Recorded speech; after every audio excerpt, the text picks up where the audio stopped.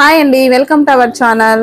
ఉగాదికి నేను ఓలిగ చేశాను కదండి. అందులో శనగపప్పు ఉడికించి పెట్టాను కదా, ఆ వాటర్ తోటి రసం చేస్తానని ఆ వీడియోలో చెప్పాను అన్నమాట.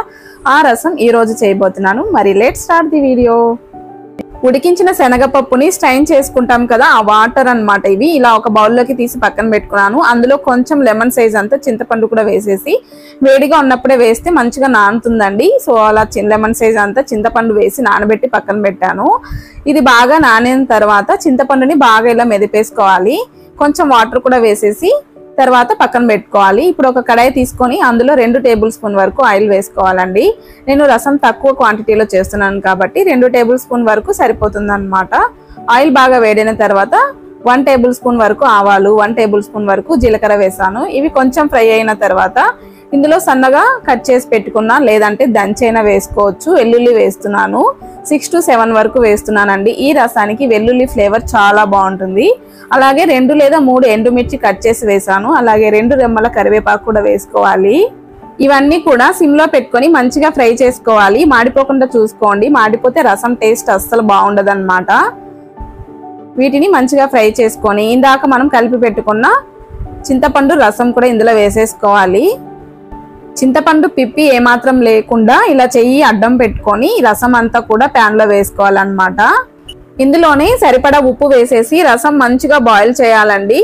మేమైతే చిన్నప్పుడు మాకు వేరే కర్రీ ఏం చేయరన్నమాట. ఓలిగ చేస్తే ఆ ఓలిగలో వచ్చిన వాటర్ తోటి ఇలా రసం చేసేస్తుంది మా అమ్మ. ఈ రసం తోటి మేము అన్నం తినేవాళ్ళము. అయినా ఇంట్లో ఓలిగలు ఇలా పోలీలు కానీ ఓలిగలు చేసినప్పుడు మనం ఇంకా వేరే కర్రీస్ కూడా అసలు అన్నం కూడా సరిగ్గా తినమన్నమాట. ఆ రోజంతా స్వీట్సే ఎక్కువ తింటూ ఉంటామండి. తర్వాత ఇందులో నేను కొంచెం పసుపు, కొద్దిగా మిరియాల పొడి వేసేసి రసాన్ని మంచిగా బాయిల్ చేసుకోవాలి. ఇందులో మిరియాల పొడి ఫ్లేవర్ అనేది చాలా బాగుంటుంది. చూస్తున్నారు కదా, రసం మంచిగా ఇలా బాయిల్ చేసుకొని మీ దగ్గర ఏ బ్రాండ్ అయినా సరే రసం పౌడర్ ఉంటే రసం పౌడర్ కూడా వేసేసుకొని ఫైనల్ గా కొత్తిమీర వేసేసుకొని కొద్దిసేపు ఉడికించుకొని సర్వ్ చేసుకుంటే చాలా సింపుల్ గా టేస్టీగా కుదిరే శనగ బేడల రసం రెడీ అయిపోతుంది అన్నమాట. చాలా సింపుల్ అండి. మేము ఎక్కువగా తినే ఈ రసం రెసిపీ మీ అందరితో షేర్ చేసుకోవాలనిపించింది.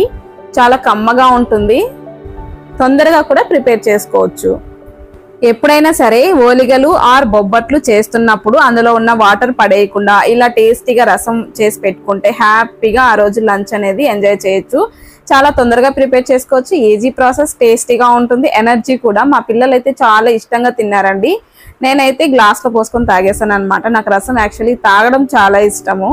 కొంచెం స్పైసీగా చేసుకొని అలా తాగేస్తాను అనమాట. ఈ రసం అయితే ఇంకా కమ్మగా ఉంటుంది కాబట్టి హ్యాపీగా ఎంజాయ్ చేస్తారు పిల్లలు కూడా. ఈ రసం వండిన రోజు కంటే నెక్స్ట్ డే ఇంకా టేస్ట్ అనేది అద్భుతంగా ఉంటుందండి. 2 days వరకు ఈ రసాన్ని ఫుల్ ఎంజాయ్ చేయొచ్చు అనమాట. సో మీరు కూడా తప్పకుండా ఈ రసాన్ని ఒకసారి ట్రై చేసి చూడండి. Thanks for watching.